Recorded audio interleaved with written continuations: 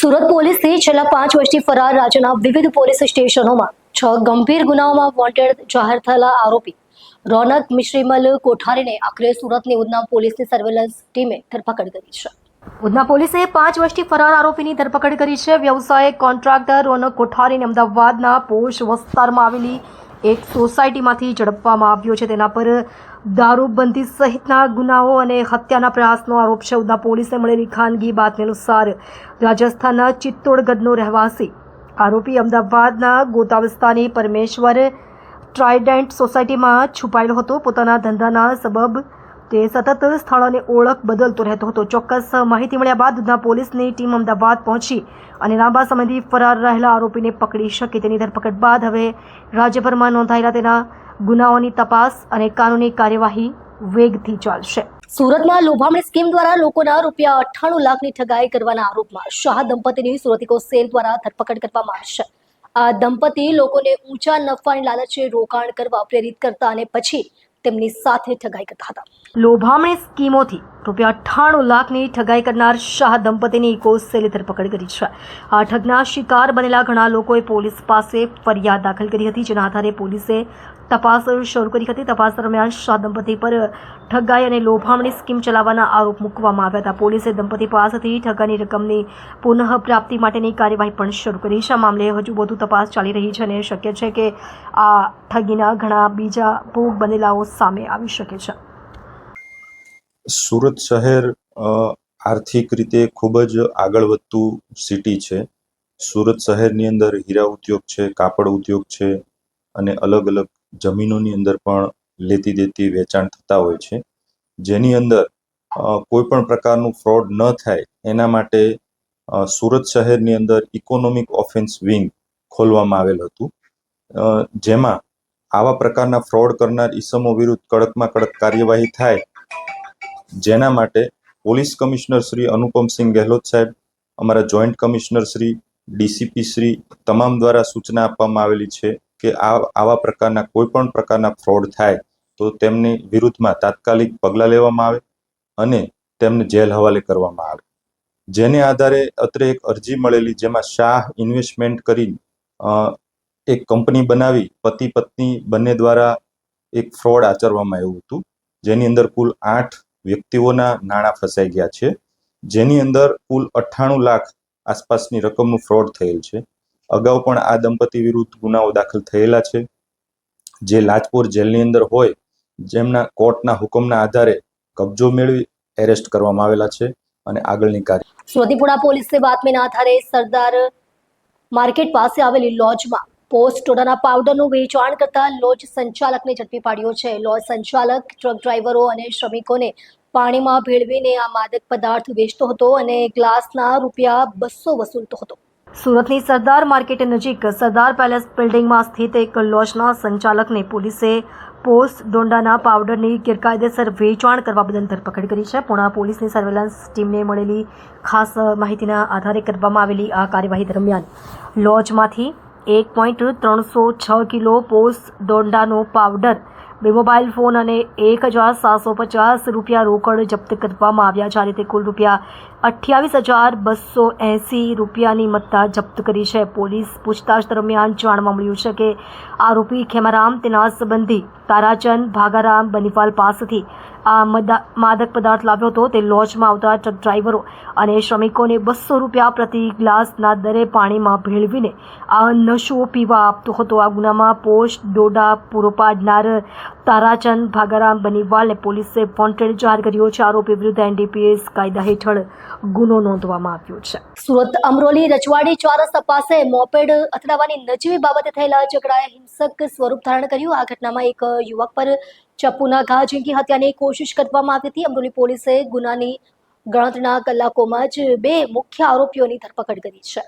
ગત 30 ઓક્ટોબરે સાંજે રવિ ગવઈ અને આરોપીઓ વચ્ચે મોપેડ અથડાવાના કારણે ઝઘડો શરૂ થયો હતો. આ ઝઘડો ગાળાગાળી સુધી વધી ગયો અને પછી હિંસક બની ગયો. આરોપીઓએ રવિ ગવઈ પર ચપ્પુના ઘા ઝીંકીને તેને ગંભીર રીતે જખમી કર્યો હતો. જખમી યુવકને તરત હોસ્પિટલમાં દાખલ કરવામાં આવ્યો હતો. ઇજાગ્રસ્ત યુવકના ભાઈ અક્ષય ગવઈ દ્વારા નોંધાવેલી ફરિયાદ પર અમરોલી પોલીસે તાત્કાલિક કાર્યવાહી કરી. પોલીસે કોસડાવાસ વિસ્તારમાંથી શિવમ કનોજિયા અને સુમિત પાંડે એમ 2 આરોપીઓની ધરપકડ કરી હતી. આ કેસમાં ત્રીજો આરોપી સમજ શેખ હાલ પોલીસની પકડથી દૂર છે. તેને પકડવા માટે પોલીસે તપાસ શરૂ કરી છે. પોલીસે ધરપકડ થયેલા બંને આરોપીઓ વિરુદ્ધ હત્યાના પ્રયાસના ગુના દાખલ કરીને કાયદેસરની કાર્યવાહી હાથ ધરી છે. ગેમ ચેન્જર્સ ટેક્સફેબ લિમિટેડે જયપુર અને સુરતમાં સફળ રોકાણકારનું સફળ આયોજન કર્યું હતું. આ કાર્યક્રમ 25 અને 27 ઓક્ટોબર 2025ના રોજ યોજાયો, જ્યાં કંપનીએ તેના બિઝનેસ મોડેલ, નાણાકીય કામગીરી અને ભવિષ્યની વૃદ્ધિ યોજનાઓની વિગતો રોકાણકારો સાથે શેર કરી હતી. ગેમ ચેન્જર્સ ટેક્સફેબ લિમિટેડ કંપનીએ બીએસસી પ્લેટફોર્મ પર તેના એસએમઈ આઈપીઓના ભાગરૂપે 25 અને 27 ઓક્ટોબર 2025ના રોજ જયપુર અને સુરતમાં ઇન્વેસ્ટર રોડ શોનું સફળતાપૂર્વક આયોજન કર્યું હતું.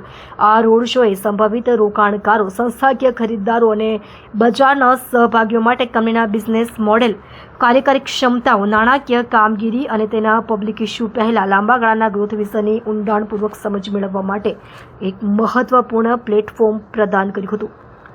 એનએનએમ ગ્રુપ દ્વારા યોજાયેલા આ રોડ શોના માધ્યમથી કંપનીની મેનેજમેન્ટ ટીમ અને સંભવિત રોકાણકારો વચ્ચે અર્થપૂર્ણ વાતચીત સુગમ બની હતી. પહેલી ઇવેન્ટ શનિવાર 25 ઓક્ટોબર 2025ના રોજ જયપુરની હોટેલ હિલ્ટન ખાતે યોજાઈ હતી, તેમજ બીજી ઇવેન્ટ સોમવાર 27 ઓક્ટોબર 2025ના રોજ સુરતમાં ટીજીબી ખાતે એમેરાલ્ડ હોલમાં યોજાઈ હતી. બંને ઇવેન્ટમાં રોકાણકારોને ઉત્સાહવર્ધક હાજરી જોવા મળી હતી. આ મીટિંગનો મુખ્ય ઉદ્દેશ્ય ગેમ ચેન્જર્સ ટેક્સફેબના ગ્રોથ પ્લાન, વ્યવસાયિક વિકાસની સંભાવના અને ભાવિ વિસ્તરણ યોજનાઓ પર પ્રકાશિત પાડવાનો તેમજ કંપનીની કાર્યકારી ક્ષમતાઓમાં રોકાણકારોના વિશ્વાસને મજબૂત બનાવવાનો હતો. આ બંને રોડ શો કંપનીના આઈપીઓ પહેલા જ યોજાયા હતા. કંપનીનું આઈપીઓ 28 થી 30 ઓક્ટોબર 2025 દરમિયાન સબસ્ક્રિપ્શન માટે ખુલ્યું છે, જેની પ્રાઇસ બેન્ડ ₹96 થી ₹120 પ્રતિ શેર છે.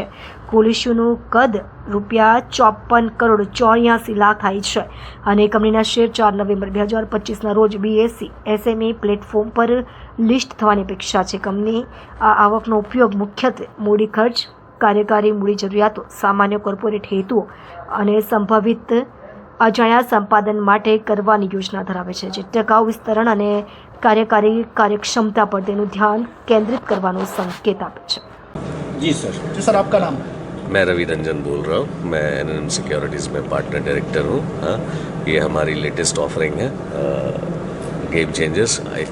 इसका ये मतलब आईपीओ इन्वेस्टर मीट था, हाँ, जो सक्सेसफुली कंक्लूड हुआ. हाँ, एंड हैप्पीली ये हमारा इस पर्टिकुलर लोकेशन पर ये 5th आईपीओ है, हाँ, जो कि लिस्ट हो रही है.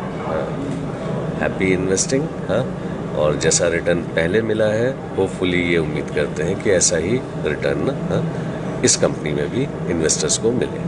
जी हाँ जी, मेरा नाम संजीव गोयल है. मैं ट्रेडूनो और गेम चेंजर्स टेक्सफेब का फाउंडर हूँ. मेरे को फाउंडर अंकुर अग्रवाल जी हैं. ये बिज़नेस हम नियरली 10 साल से कर रहे हैं और अब हम इस स्टेज पे आ गए हैं जहाँ पे हमने एक बड़ा इकोसिस्टम बना दिया है, जिसमें बहुत सारे लोग पार्टिसिपेंट कर रहे हैं. इसमें हमारे पास 500 प्लस क्यूरेटेड सप्लायर हैं, 1000 प्लस B2B ब्रांड्स हमारी कस्टमर हैं, 52,000 हमारे रिटेल कस्टमर हैं एक्टिवली, जो हमारे साथ इंस्टाग्राम फैब्रिक्स ट्रेडूनो फैब्रिक्स पे एंगेज हैं. इसके अलावा 2000 बुटीक्स हैं. अब हम नेक्स्ट लेवल ऑफ ग्रोथ के लिए रेडी हैं. लास्ट ईयर हमने करीब 115 करोड़ रेवेन्यू किया था. अब हम ग्रो कर रहे हैं रेवेन्यू बेस पे भी और प्रॉफिटेबिलिटी बेस पे भी. लास्ट ईयर हमारा पैट 12.07 करोड़ था.